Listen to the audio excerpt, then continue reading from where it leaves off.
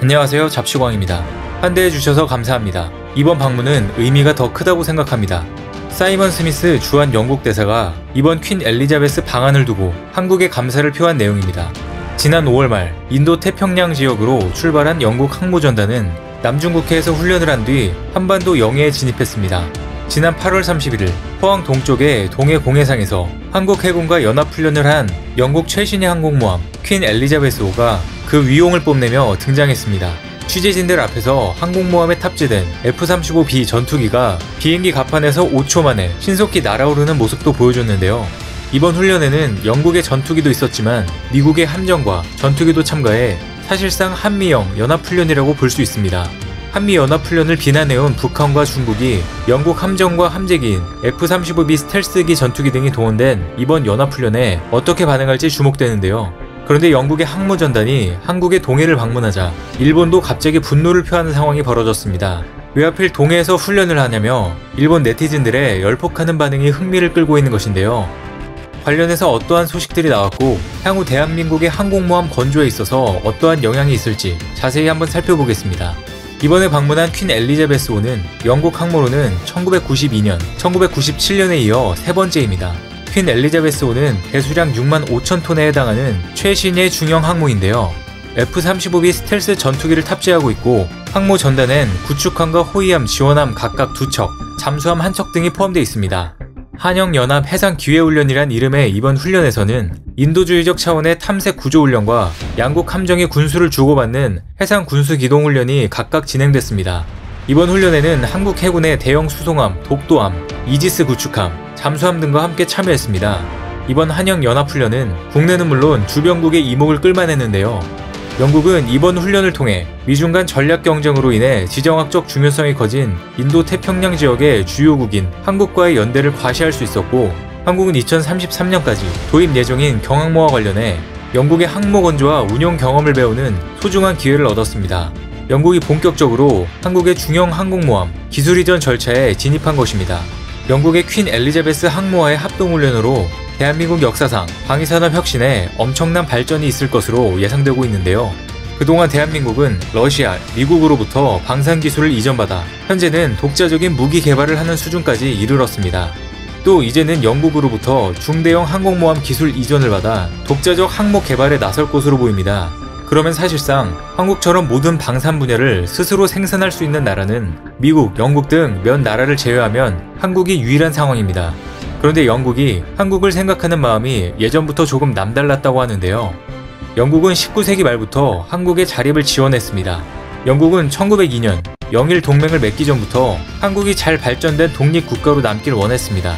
심지어 영국은 대한제국이 근대적 국가로 성장하길 바라며 영국 대사관과 가까운 덕수궁에 영국식 궁정 건립 등을 지원했을 뿐만 아니라 한국군의 최신식 군사훈련을 지원하기도 했는데요. 당시 대한제국의 영국인 재정고문이었던 존 맥리비 브라운의 제안으로 영국 대사관과 가까운 덕수궁에 영국식 근대 황궁을 설계해서 1897년 건립을 시작해 한국을 근대적인 입헌 군주제 국가로 발돋움할 수 있도록 적극 지원했습니다. 한국이 성장해야 옆으로는 중국과 일본을 견제할 수 있고 또 위쪽으로는 영국이 가장 두려워했던 러시아를 견제할 수 있었기 때문입니다. 안타깝게도 당시 한국 정부는 일본에 의한 한국 외교관 박탈과 군대 해산이 이뤄지며 한국 근대화의 모든 꿈이 무산됐습니다. 일본은 한국을 식민지 삼기에 앞서 청일전쟁의 승전 대가로 대만을 식민지 삼았고, 동남아시아에 대한 지배 야욕을 넓혀 당시 인도와 동남아를 식민지화하려던 영국과의 마찰이 생길 것을 우려하여 영국과 일본은 서로 영일 동맹 관계를 맺었습니다. 1905년 영일 동맹 갱신 이후 기세등등해진 이토 히로부미는 1907년 한국군을 해산시키고 외교권을 박탈했습니다. 당시 영국군은 이토 히로부미로 하여 한국을 완전히 삼키지 못하도록 대한제국이라는 국가적 존립을 남겨두길 원했는데요. 하지만 1909년 안중근 의사의 이토 히로부미 저격 이후 급속한 병합을 추진하는 노선으로 바뀌었고, 결국 일본은 국제사회의 비난 속에서 1910년 완전한 항일 병합, 불법 조약으로 한국을 집어삼키게 됐습니다. 당시 영국에서는 안중근의 의거를 대대적으로 보도했으며 영국인 변호인을 파견하기 위한 움직임도 있었습니다. 영국 더 그래픽지에서는 안중근의 재판을 보도하면서 세기적 재판의 승리자는 안중근이며 이토 히로부미는 한낱 파렴치한 독재자로 전락했다고 언급하며 안중근의 의거를 세기적 영웅의 의거로 소개했습니다.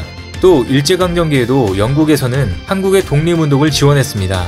1943년 영국 정부와 한국의 임시정부 조직은 한영 군사 상호협정을 체결하여 사실상 영국은 한국 광복 이전부터 임시정부 단체를 독립된 국가처럼 인정했던 것입니다.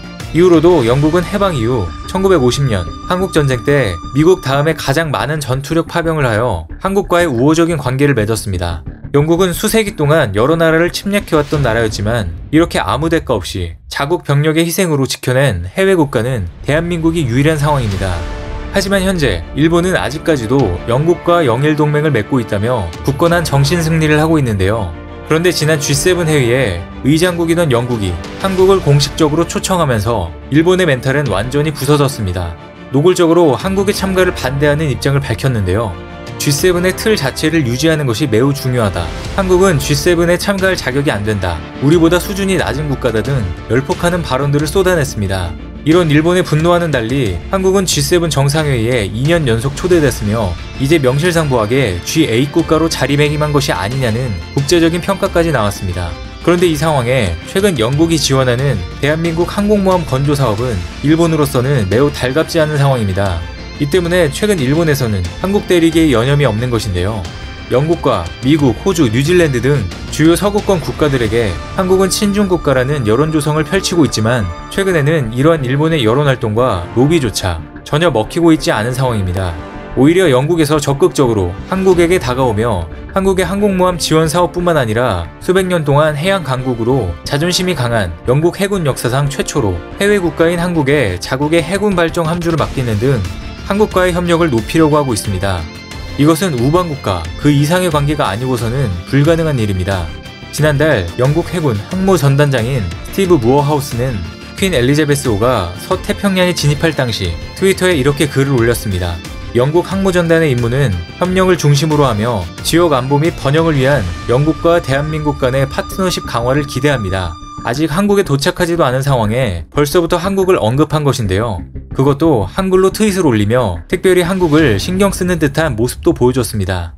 영국 측은 우리나라의 경항모 도입 구상 초기부터 관심을 보여왔으며 특히 영국 항모의 설계 건조에 참여했던 일부 업체는 우리 측 업체와 기술 협력 문제 등을 협의하기도 했습니다. 당초 한국 정부는 영국 퀸 엘리자베스급 항공모함보다 작은 규모의 경항모를 건조할 계획을 갖고 있었는데요. 2022년 기본 설계를 시작해 2026년부터 건조를 시작할 계획이었습니다. 그런데 영국 측에서는 한국이 경항모가 아닌 퀸 엘리자베스급의 중형 항모를 건조할 것을 제안하고 있는 상황이며 이 부분에 대해서 역시 최근 한국과 영국 관계당국은 협의를 진행하고 있는 상황입니다. 이번 영국 퀸 엘리자베스 항모가 한국 동해에서 한국 해군과 연합훈련을 펼치면서 관련해서 기술 이전 논의까지 협의됐다면 한국의 항공모함 건조 시기를 크게 앞당길 수 있을 것으로 분석됩니다. 이 항공모함에는 수직 이착륙이 가능한 F-35B 기체까지 도입돼서 이번 항공모함 건조가 성공적으로 이뤄지게 될 경우 동북아에서는 처음으로 대한민국이 제대로 된 최정상급의 항공모함을 갖게 되어 앞으로 발생하는 상황에 더욱 적극적으로 대응할 수 있을 것으로 분석되고 있습니다. 현재 일본이 이지모급 경항모의 건조를 추진하고 있지만 다들 아시다시피 빚잔치 도쿄올림픽에 의료 붕괴까지 온 코로나 상황에 일본은 현재 심각한 경제난으로 인해 신형 항모 도입은 차후로 미루고 있는 상황입니다.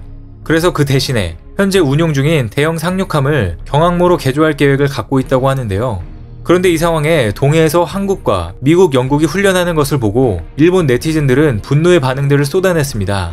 일본에서 훈련을 하는데 왜 일본은 빼놓은 것이냐? 지난 G7에서도 패싱하더니 이번에도 패싱이냐? 우리도 중형 항모가 없는데 한국이 만들게 될 수도 있다니 당장 여기서 나가줬으면 좋겠다 등의 열폭 반응들을 보여줬습니다.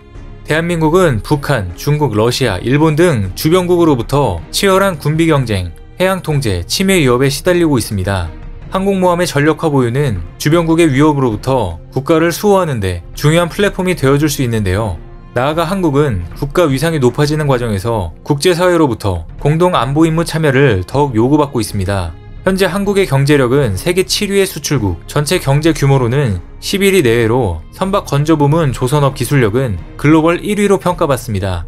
그래서 한국의 보유 첫 항모가 필요한가, 경항모인가, 중형항모인가 논란이 계속되고 있는 가운데 이왕 진행하는 거 경항모로 하지 말고 중형항모로 가야 한다는 얘기도 많이 나오고 있는데요. 실제 지난 1월 해군이 공개한 경항모 개념도에는 애초에 1개였던 함교가 2개로 늘어 퀸 엘리자베스호와 매우 흡사해졌습니다.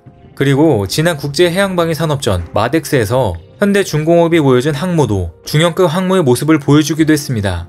실제로 전문가들의 분석에 따르면 경항모와 F-35B 조합으로 가는 방향보다 중형 항모 건조에 KF-21 네이비 국산 함재기를 도입하는 방향이 훨씬 더 개발, 유지비가 적다는 분석도 나왔습니다. 이렇게 되면 대한민국의 기술 수준 향상뿐만 아니라 외화 유출 방지 효과까지 거둘 수 있다고 말하고 있는데요. 이번에 한국의 항모 계획과 영국의 협조가 조속하게 이뤄질 경우에는 일본의 해군력을 한국이 완벽히 앞지르는 상황이 오게 될 것으로 보입니다. 앞으로 대한민국의 첫 항공모함이 어떠한 방향으로 진행될지 관심있게 지켜봐야 할 것 같습니다.